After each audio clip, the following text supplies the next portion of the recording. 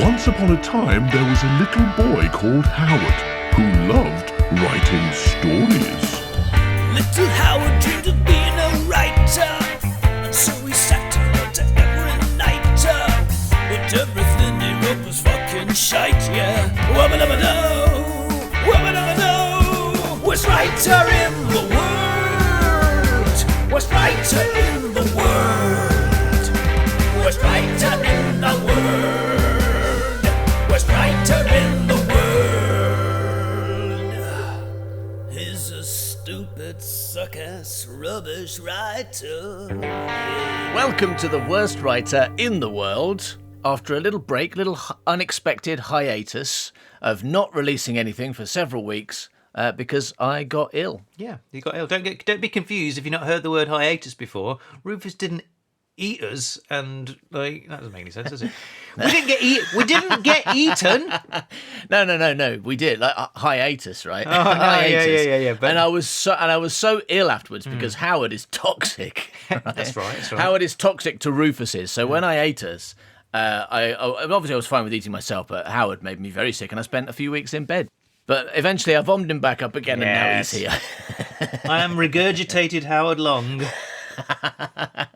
And we're ready to get back to the exciting story of George Spooner and the woman who loved a horse. Oh, lovely. And George has recently escaped custody of the French police. He was in a hospital, and he got away with the help of a mysterious nurse called Daisy. But they know that the police are looking for a man dressed as what George is wearing. I forget what he's wearing. It's not an orange suit anymore, but whatever he's wearing handcuffs, isn't he? He's wearing... Yeah, right. They're looking for a man wearing handcuffs and a woman in a bloody nurse's uniform with stab marks in it. So they went to a department store to buy new clothes, and that's where we left them at the end of the last episode, still in the department store, having bought their new clothes. That's right. George is so cool. The first thing he does when he escapes the police is he goes clothes shopping. Yeah. With his new nursey girlfriend, who he is definitely falling for as well, isn't he? Oh, yeah. He likes the way he doesn't know anything about her, but she is covered in blood. That's his ideal woman. Yeah.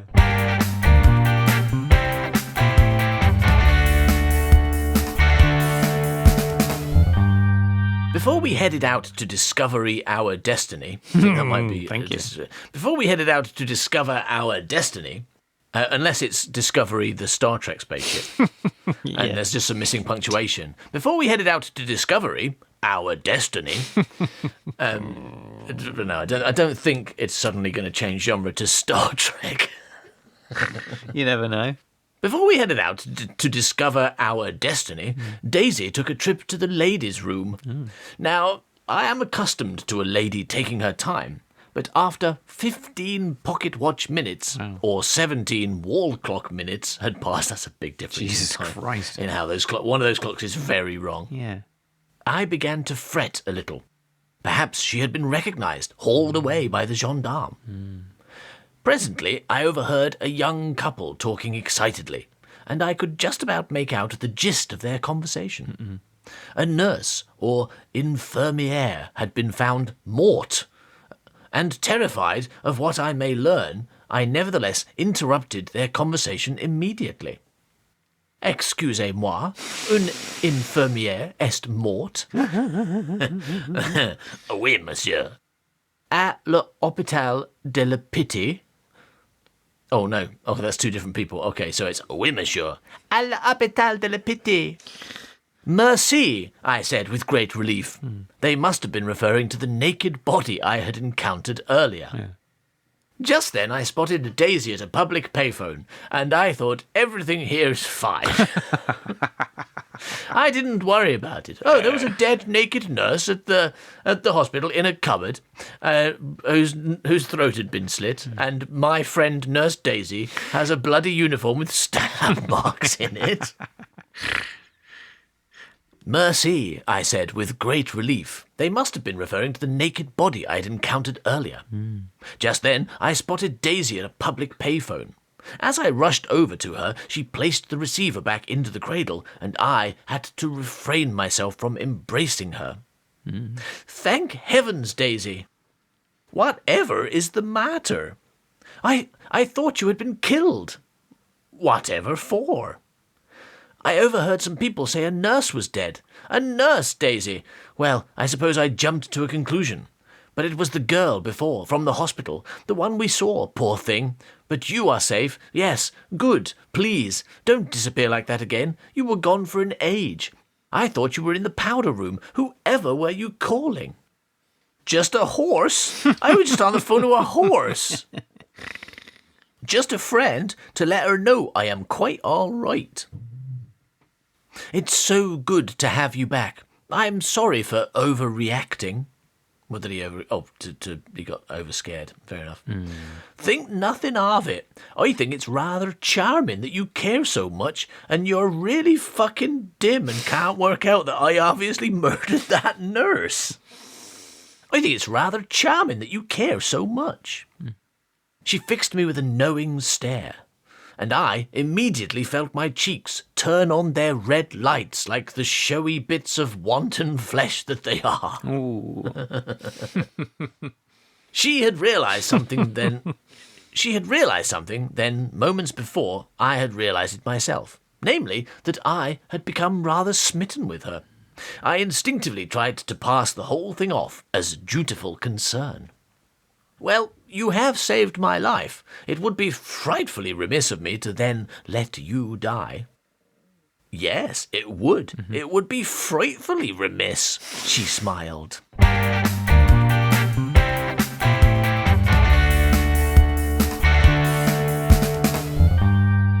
Ile de la Cité was just a short distance from the Samaritain.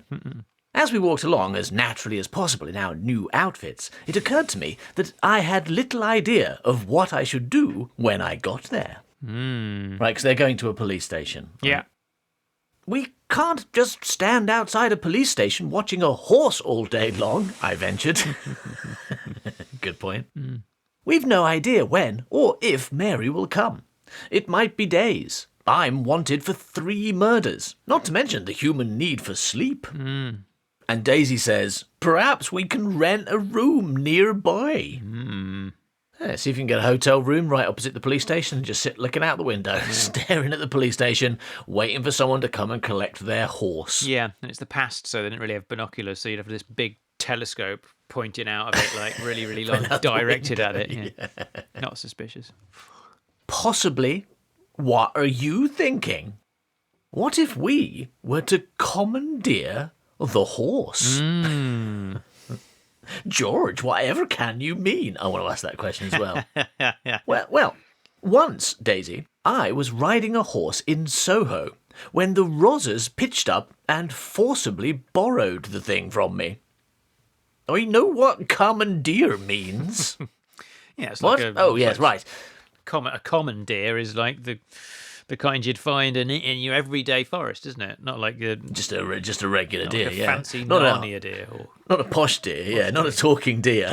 Yeah, that's the difference. Talking deer, common deer. Yes, it's the type of deer that can't talk in Narnia. So, what? What are you talking about? So she says, oh, you know what fucking commandeer means, you mansplaining bastard? Yeah. She's letting her mask slip a little bit. All right, so here's George's amazing plan. What? Oh, yes, right. So if we claim to be in the employ of Lord Bruff, the actual owner of the horse, we could take the horse away with us, back to Blighty, deliver the beast to Lord Bruff ourselves, and avail ourselves of his hospitality. Or hospitality, I thought, but did not say out loud. That's you slipping, right? That's you accidentally writing Gret Binchley for a moment. Well, I mean, the difference is that Gret Benchleaf would definitely say it out loud. So that's the difference between him and George Spooner at this moment. Excellent characterisation then. All right, so hang on. His plan, while trying to, he's like, I'm wanted for 3 murders. I've got to avoid being seen by the police. Yeah. So here's my plan. We go into the police station, claiming to be in the employ of Lord Bruff, and wanting the horse that is associated with the case that I'm being investigated for. Yeah. and hope that they haven't seen an artist's impression of me, or that none of the people who've actually met me are there. Yes. Is that his plan? I think his plan is, he's like going like, the last thing they would expect is me to march into the police station and say, I'm here to pick up a horse. Okay, maybe he's got a point. As long as he is lucky enough that they don't have a convincing picture of him, or they haven't looked at the picture very closely, and of course, the most important thing, the police officers who've met him aren't there. That's true. Yeah, so long as they're not there, he's going to be okay. I suppose the thing is, we don't know yet, but I imagine he's probably going to like put on a fake moustache or something, and that'll confuse them, because they'll be like, well, the guy we're looking for doesn't have a moustache. And he's got that hat on now. He's got that hat on. Yeah, now he's got a hat. hasn't he? Yeah, the guy we're looking for does not wear a hat. Just that's probably enough. I mean, they did have cameras in the 30s, so they could have taken a photograph of him. I mean, he was arrested, so they might have done. Well, I guess we'll find out. This is his plan. I just wanted to check I wasn't just completely misinterpreting what was going on. Did he get arrested, or was he being questioned and then he passed out and then he was in hospital? I can't remember. No, I think he was the main suspect in the murder, right? Because he was on site, covered in blood or something, wasn't he? Yeah, but nobody formally arrested him. Shouting, I murdered him. Yeah. All right. So, so they're going to go get the horse, say we're employees of Lord Bruff, get the horse, take it back to England, give it to Lord Bruff, and he will be so grateful that he will give us hospitality. That's what's going on here. Yes. After all, a few nights' food and lodgings is the least a lord can do for a fellow who has returned his horse. That should be written on a plate. And then Mary, learning of Bitty's whereabouts, will come dashing home, probably in some kind of disguise, like a false moustache, for example. She'll probably put a fake moustache on, and then no one will know it's who she is. Yes. No, actually, he says probably in some kind of disguise, maybe a nun. just that. Yeah. But we shall recognise her because we shall know that she's not a nun. Is that what he says? Yeah, he says, she'll come dashing home, probably in some kind of disguise, maybe a nun, but we shall recognise her. I love the fact that he just has one guess, just out of nowhere. Probably a nun, I expect. I mean, she's going to need a disguise, so I expect she'll go for nun. It's a good disguise. I think we know what his plan is now, going to go and get that horse now, don't we? Okay, put on the nun costumes. We are in the employ of Lord Bruff. I am a nun employee of Lord Bruff, and he always gets nuns to go and get his horses. This is my friend, Nunny McNunnison. She's also a nun. No, she's a nurse. She's two nuns. Don't ask me how. Nunween and Nunnington. She is 18 nuns in one dress. Okay. But we shall recognise her, and we shall confront her and convince her to go to the police and tell them who is really behind all this nefarious activity. Voila. What do you think? I don't like it. Oh. Even if we can half-inch this nag, how will we get her back to England? This isn't the 19th century, George. Our identities will most certainly have been given to the border control. Our passports are our death warrants. So they do. They have... sounds like they have pictures of them, right? We certainly know their details. No, identities, yeah. Our passports are our death warrants. She had a point. I'll charter a plane. We can't take a horse on a plane. Why not? Aviophobia? It won't fit. Oh. I'm sure we could squeeze her in a DH-34. No?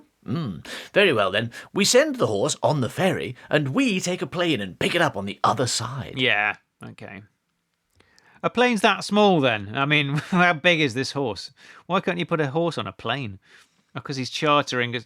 I guess he's not chartering a Boeing 747, is he? He's just going to get a small plane. It seems like you'd need a cargo plane with a big kind of... And also, I'm not sure if you can put a horse on a plane.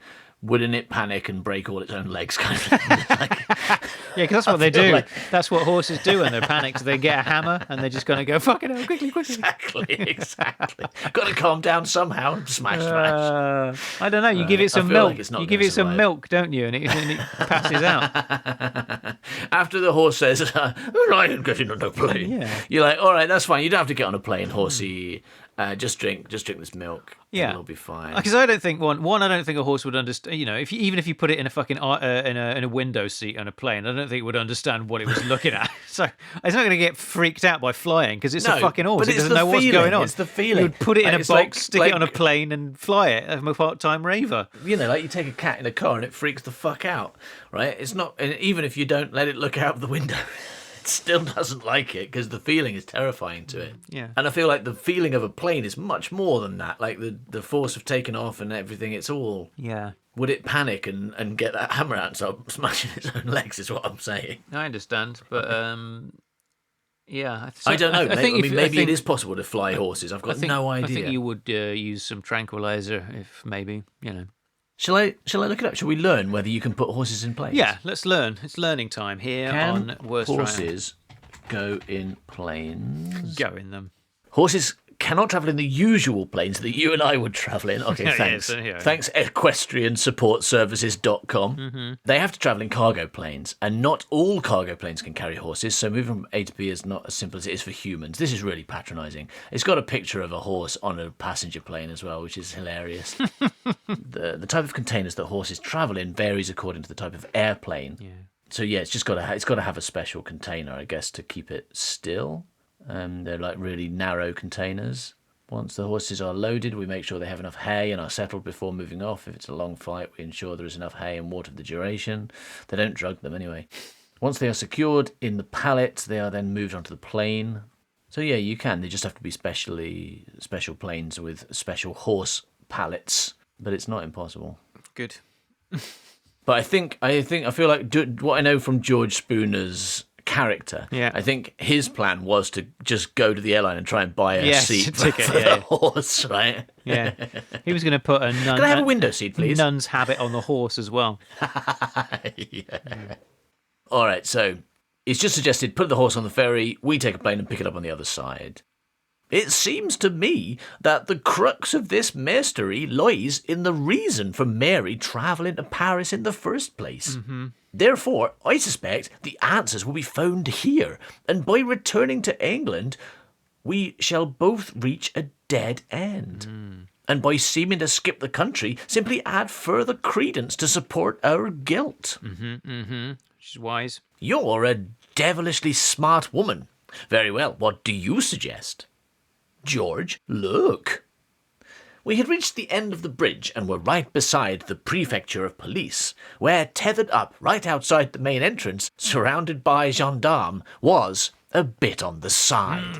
Which, in case you've forgotten, is the name of the horse, and that sentence does actually make sense. Wow, they're really guarding it then. Surrounded. Yeah. Or they're all into it because everyone wants to fuck this horse, maybe. Because it's a hot horse. It's a hot horse. We know people fall in love with this horse. Maybe it's just a really sexy horse. What do you think? I said. Lie or steal?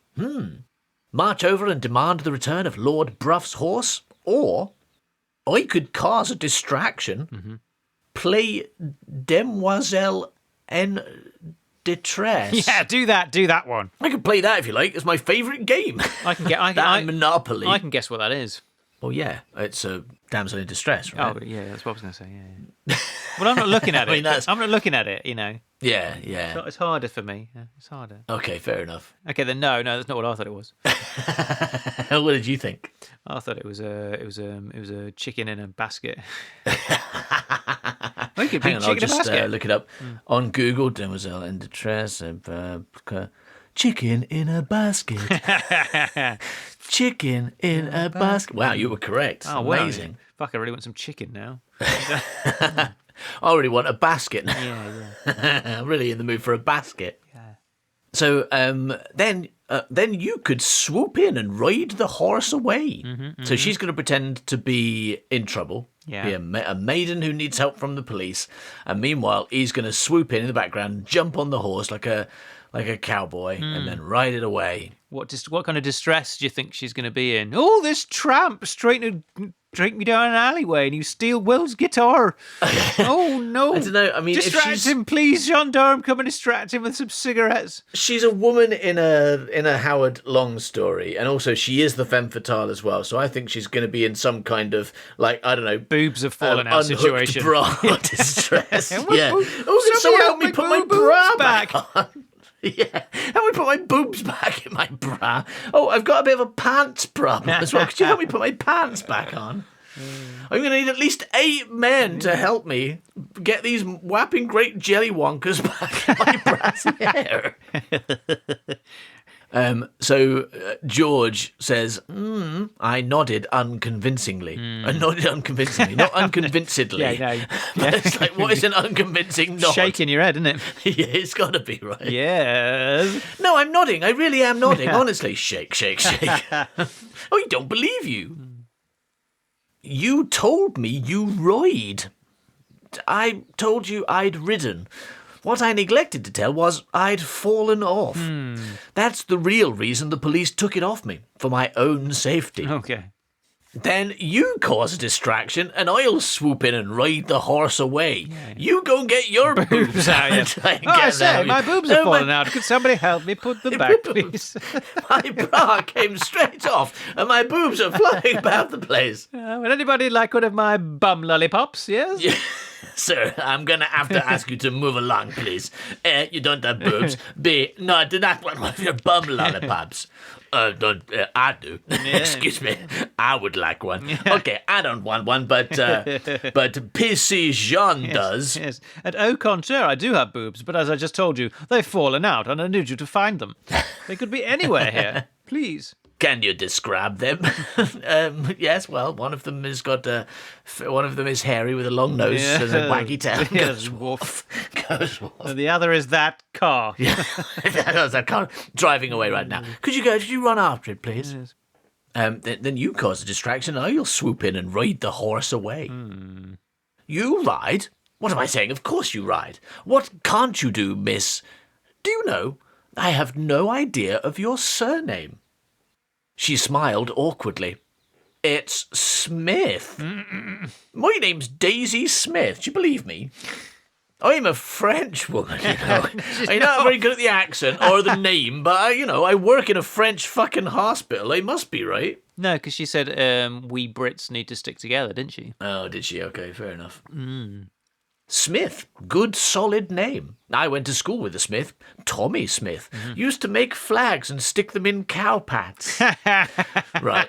Now, I want to know which of the kids you went to school with actually did this, because I know this is going to be a true story, right? Who was it? Which of your school friends? And why have you chosen finally to stop using their real names? Why doesn't it say Paul Kenny, for example?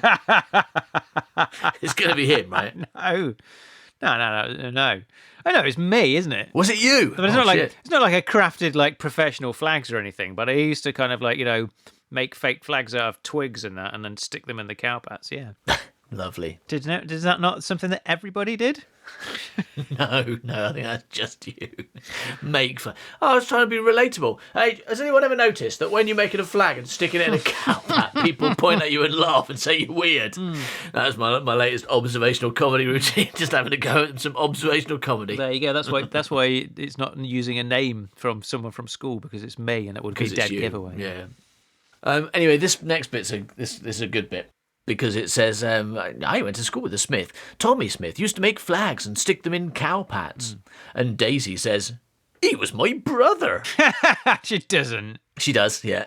And George says, good heavens, really? And Daisy says, no. Now come along, chucklehead. Let's get a little closer and get the lowdown. That is real. That's what happened there. It's good. Yeah, it's good. But the weird thing, because I saw the line before I said it, and this voice going, he's my brother, gave me serious Mrs. Fox deja vu, right? Yeah. Because that was a whole bit about Mr. Fox, no relation, right? And then we did a whole thing about everything she mentions. This stool is called Mr. Fox, no relation. Yeah. But actually, he's my brother. But no, she's just doing a gag. She doesn't think that she's related to the stool. So let's get a little closer and get the lowdown. We sauntered casually along the towpath, and then there's 3 question marks, like you're not sure about the word towpath. But I mean, yeah, are they next to a canal? They're by the Seine, I suppose. I don't know whether that's going to have a towpath. Maybe that's the question. You're like, do you have towpaths along rivers, or is it just along canals? Yeah. Well, let's do your research for you right now. Are there towpaths along the Seine? It just says there is no towpath along the Seine. Like, it's just really big letters. There is no towpath along the Seine. Full stop. The end. No more information. This is from FrenchWaterways.com. But like, can you set the search thing so it's not like recent, but set the search to like 200-300 years ago, and then.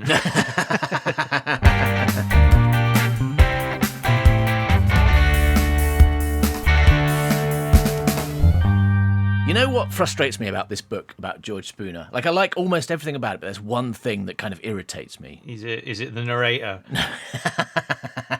Yeah. No, it's not me. It's not me. Hooray! Okay. No, it's the way it's not finished. Oh, no. It is an unfinished book. And I don't just mean that we are midway through, but actually Howard has not yet finished writing this book, and we're all going to have to give him a lot of encouragement to actually do that, so that we can all find out what happens at the end. And a lot of money. Yeah, that helps. Because I'm the sort of person who likes finished things. Right? I like with TV shows, I like them. I don't like to watch them until they've been cancelled, and then I can watch it all. Yeah, and fair enough. if they go, it ends on a cliffhanger, I'm like, all right, I just won't watch the last episode. Then it won't be frustrating. Because I like to do things at my own pace. And when you're like, watch a season of a TV show, and then, we'll do another one next year. I can't be bothered waiting like that. I can't remember what happened a year later. Yeah. Also, who these characters are. You don't go to a film and then leave 45 minutes in and go, I'll watch the rest next year.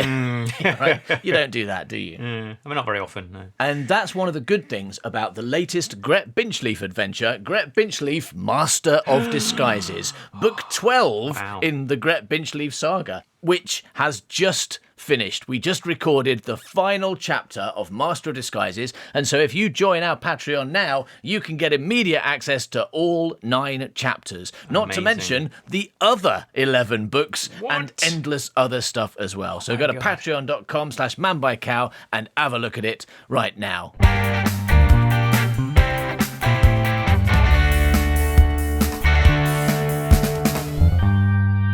We sauntered casually along the towpath, closer to Bitty, but as we were within 100 yards, the horse suddenly started acting out, snorting and kicking. By Jove, I do believe she recognises me. Come away. We continued past until we reached and turned the corner out of sight. I tell you, Daisy, that horse recognised me. Are horses smart? They can certainly recognise people, yes. But I can't imagine what you must have done to provoke such a reaction. Did you strike her, or worse, try and ride her? Funny. No, I only met her briefly. I wonder. What? I wonder if she's had her brain exchanged with a person, and the person in there recognises me. What do you... What do you think? Do you think that's a possibility? No, not really. No, that's not the line. No. I wonder. What? I wonder if she associates me with Mary's death. But Mary isn't dead, as far as we know. Yeah. No, but I thought she was dead. Maybe the horse thought so too. And now the horse thinks you killed her? Come along, George, that's a little far-fetched. Well, there was a... yeah, it's far-fetched, but when they went... When he went with the dwarf, who was called Mr. Tall, or whatever the dwarf was called... and She's Shorty McTorlison. Shorty McTorlison. When they broke into their house, the horse was in there, and at one point the horse came in and saw the dead body and started going mental, didn't it? Sorry, started having a psychotic break, didn't it? The horse. They both saw the dead body face down. So you think the horse? It is likely that this horse thinks that the horse thinks that Mary's dead. Yeah, but it's a horse though, so it can't really be blaming George for it. No. Well, the next line tells us something, because the next line is no, well, Daisy says, and no, the horse thinks you killed her. Come along, George, that's a little far-fetched. If it were a normal horse, but what if it's a magic horse? Yes. No, if it's a magic horse, it's certainly not far-fetched, she said, nodding her head and smiling sardonically. Amelia insisted that real magic was afoot. Far-fetched, maybe, but I cannot help but feel there is something slightly off about Bitty. Are we stealing the blessed thing or not? I'm not sure I feel comfortable letting you do all the legwork. I was going to leave that to the horse. She has more of them. What? How many has she got? I would like some of them, I think. I mean, it feels most incorrect to send a lady in to do the graft. Very gentlemanly, I'm sure. But you can't ride, so we have no choice. You're rubbish. You can't do the one thing we need to do, and I can. So stop fucking negotiating who's going to do the thing that you can't do. It's me, obviously. All right. It's it's like George sitting around making friends with a spider.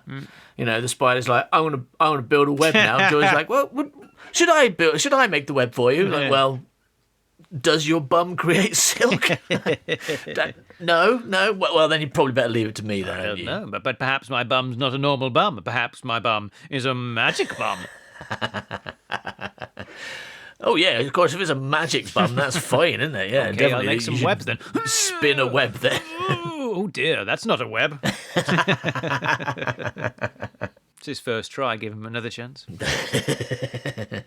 If at first you don't create webs with your bumhole and accidentally shit yourself, try again. Yeah. That's what my mummy always used to say to me.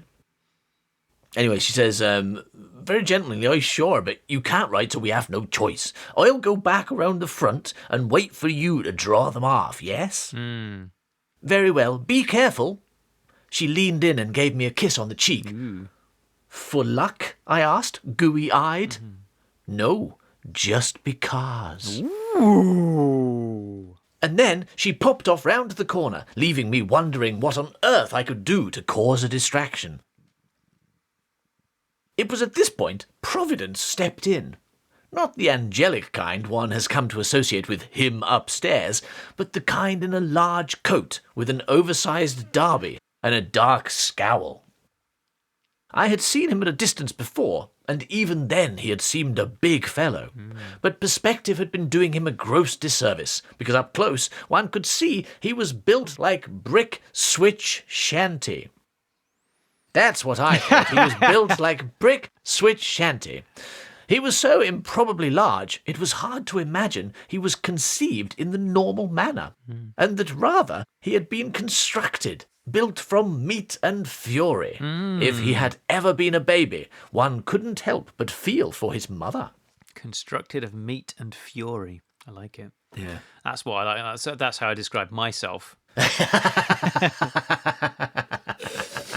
Like on Tinder. That's your Tinder profile. Howard, 28, London, constructed of meat and fury. Yeah. For some reason, I'm not getting any matches. I don't know why. Yeah, and then just loads of photographs of me punching a steak. I don't know why. And then saying ow. Punching a steak and saying ow. I think that makes sense, doesn't it? No? All right, fine. I still don't get any matches, but at least I've got to punch that steak. I like, for someone who often says you don't like writing description, I think you do a very good job of it in this one. Obviously, like you said, a big part of it is doing the first person thing, but which is important, but still it's some excellent description in this. Like, I love the way that George Spooner just goes off on a little like a moment of high tension. Some big guy comes threatening around the corner. He's like, right, I better have a little flight of fancy about this one. The second thing I noticed was that now I could see his face. I felt as if we had met, but I was dashed if I knew where. Who is this? Where does he recognise him from? I don't know. He was watching him when he came out of his hotel when he first arrived in France. This guy seemed to be watching him. But I mean, he's seeing him up close. His face seems familiar. Okay. He reached out with a large leathery hand, bigger than a baseball mitt, and held me effortlessly against the wall. Oh, wow. This was undoubtedly the hand that had snapped the neck of Burlington Bertie and bludgeoned poor Amelia to a bloody pulp. But despite my terror, I couldn't help marvelling at his strength. And the question of why he had used a knife to kill the nurse fizzed around my bonce briefly before the more important subject of my own endangered life took control. Yes, it is. Any time you use the word bonce, it's such a relief. Yeah. Such a relief that you've learned that. The word is bonce, not nonce. Because otherwise that sentence would be, and the question of why he had used a knife to kill the nurse fizzed around my nonce briefly before the important subject of my own endangered life took control. Please, I croaked, take whatever you want. Give me hanky, he growled. I admit I was at a loss. Was he propositioning me? Is that what give me hanky means? Does it mean please have sex with me against this wall? I don't know when the term hanky-panky was invented, but... Okay. What's that, old chap? He squeezed my neck with such strength I imagined all the juice being drained from my Adam's apple. Like it. Handkerchief, he yelled. Ah, he wanted a handkerchief. Unusual request, and one I was lamentably unable to oblige. If he'd asked for socks or pants, I would have whipped them off in a moment. If he'd asked for something more understandable, like money, I would have happily furnished him with the contents of my wallet in an instant. But no. Still, I figured, it was worth a shot. I reached into my jacket's inside pocket and pulled out my wallet, then held it up to the brute. Here, go buy as many hankies as you wish, I said. Well, what I actually said was more like, but you understand the principle. He knocked it from my hand to the floor. Hanky, he screamed. By now we had attracted some attention. The good folk of Paris were beginning to sense that this was not a typical Parisian romantic clinch, and that far from making love, something more akin to hate was occurring. I tried to tell him that I didn't have a hanky, but his grip was so tight now I couldn't speak. Indeed, I could barely breathe or think, and I could feel consciousness slipping away as my head became tingly and hot, and my body twitched limply below my neck like a sack of porridge oats. George, this is where he dies, and it becomes about Daisy. As the world turned out the lights, I heard shouts and whistles, and suddenly I landed with a thud on the floor. Daylight came flooding back, and I was able to breathe again. I took advantage of this gift of humanity and gulped in lungful after lungful of air, not even minding that it was tinged with the sewer-like taste of the Seine. Is he in the river? Or you mean that's on the air? Yeah, the air stinks. Regaining a sense of my surroundings, I could see the gendarme charging in pursuit after my attacker, whilst some friendly locals had come to my aid and helped me to sit. Then came the trot of hooves on cobbles, and I looked up to see Daisy sat astride Bitty, her skirt hitched up to her waist. My eyes goggled at her black-stockinged legs. Do stop staring, George, and come on. Now is not the time to be checking out my legs. Come on, we've got to get away from police. I scarcely remember now where I found the strength to mount the horse, but minutes later we were far away from the prefecture and losing ourselves in the back alleys of the 11th arrondissement. We were not travelling fast by any means. Daisy had blindfolded the creature to prevent it from recognising me and causing a stink. And so, completely blindfolded horse, that's going to be fine. And so we were moving along at a very casual trot, Bitty trusting us to guide her. But Daisy had headed with purpose to an area where horses were still a common sight. And so, because of this, coupled with our plebeian wear, we were now, hopefully, just one of the crowd. Nevertheless, when opportunity arose, we tethered Bitty alongside 2 other nags and hid ourselves in a dark cafe down a sunless cul-de-sac to assess our situation, plan our next move, and tuck into a slice of Charlotte Russe. How do you say that? What are you asking me for? This story is testing my Just replace everything with the words French something or other, like French. It's a nice slice of French dinner. I went to French Street. Looks like I was correct. Yeah. You Okay. fucking know the That's unexpected. Unexpected. It's Charlotte Russe. I wasn't expecting to be correct. Well, I mean, like as they always say, even a broken clock tells the right time twice a day. Unless that clock says it's 1/4 milk. Yes. What is that But from? I think I am What is that I am from? the clock that says it's 1/4. It's a Gret Pinchleaf thing. I've no idea where. It's an early Gret Okay. Pinchleaf joke. When I was a young whippersnapper back in Coville, my mother would make us Charlotte Russe once a week, due partly in thanks to my job as a bread boy.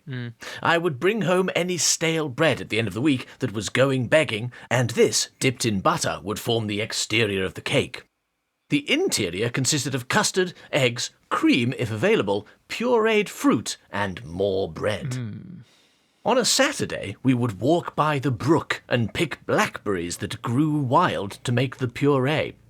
We had a hen house with a fluctuating number of hens, depending on how brave the foxes were feeling, that provided the eggs.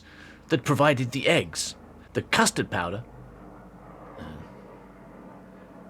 An unusual flying thing. What's unusual about it? We don't get them around here. Oh. Don't have aeroplanes going overhead. like Are we, used to in the are old we place. actually getting a recipe at this point? Looks like it, yeah.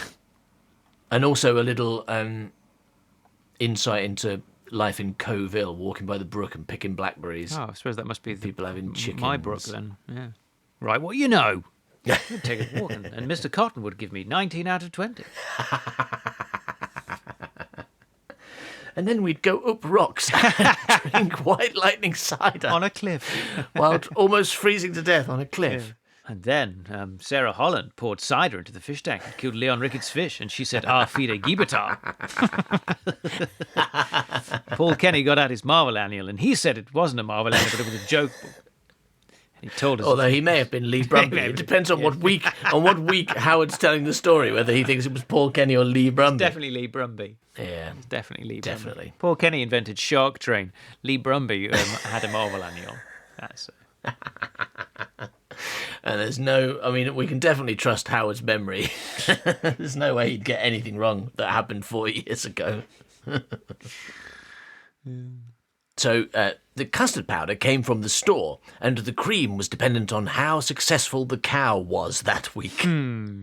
Like, if he did well in the casino, we could afford to buy cream. But if he'd lost a lot of money, then no cream for us. These ingredients would be layered inside the bread and butter lining, and then the finished cake would be placed in the ice house overnight, where it would set.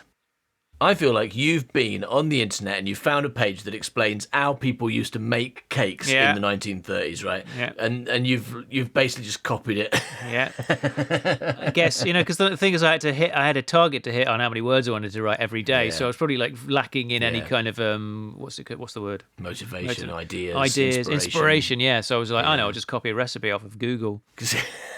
Add some flourishes about the cow being successful at the casino. Yeah. Nailed, done it. We would then eat the cake with our Sunday meal after we had been to church. Wow.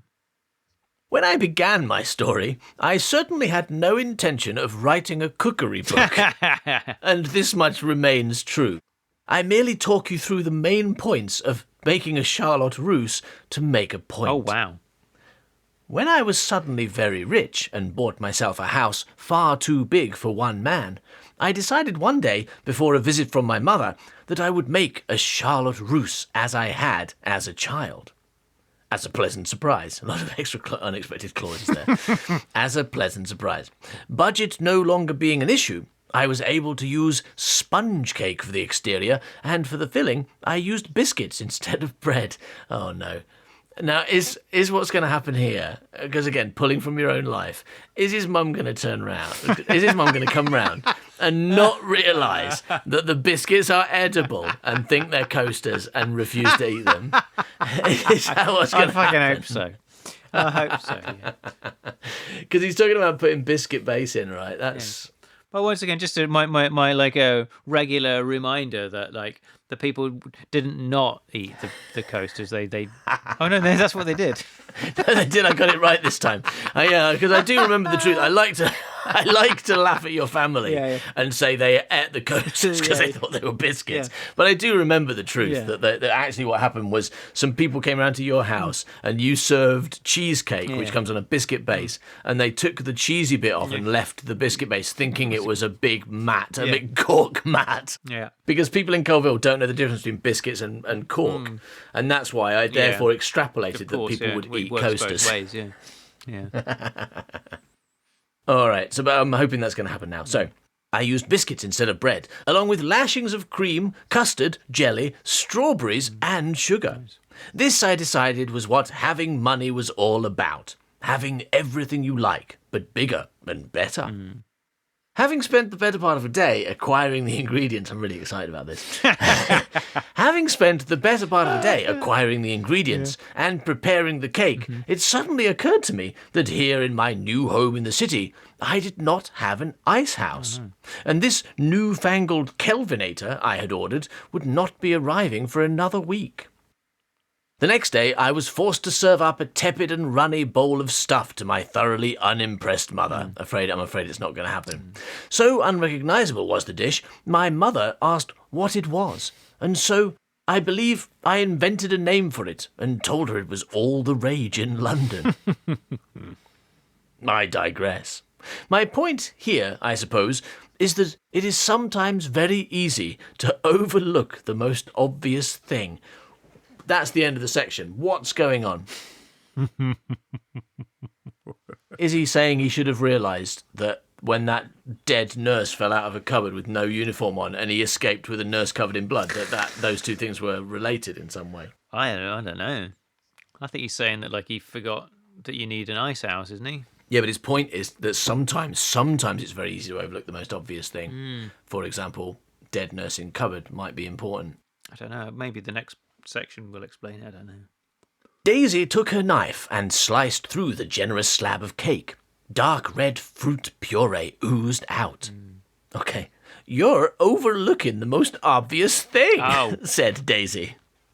I am? Hold on, I'll get it. Give me a moment. No, I'll get. I thought he was going to fetch the most obvious thing. Get it. Yes. What's the most obvious thing here? That elephant, probably. yeah, makes sense. I am. Hold on, I'll get it. Give me a moment. No, go on. I've got nothing. Unless the man desperately needed to blow his nose. Oh, they're talking about the guy asking for a handkerchief. Oh, yeah. He didn't want any handkerchief. He wanted a specific handkerchief.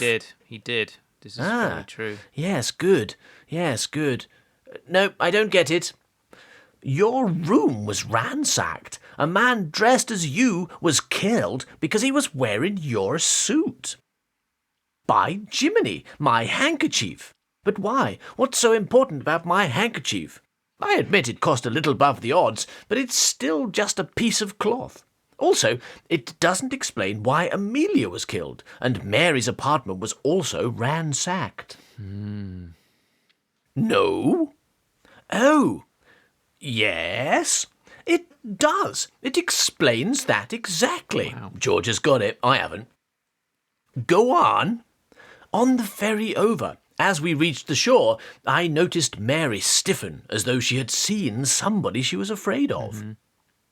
The big man? Yes. Didn't see, but must have been, yes.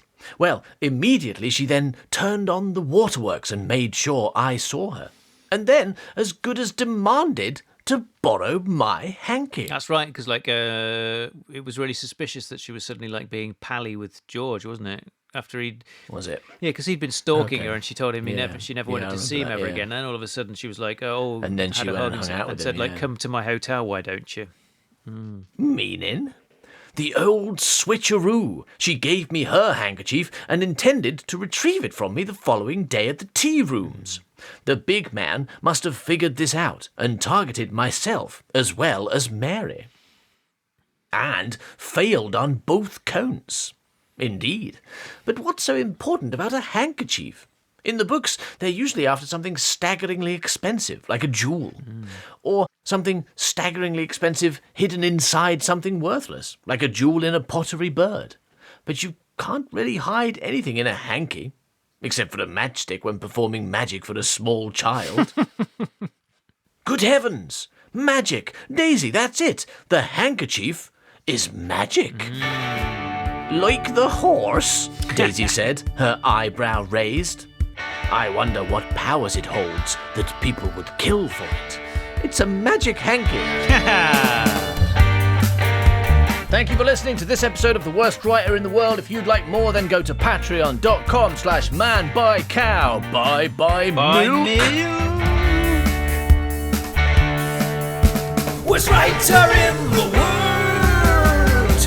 Worst writer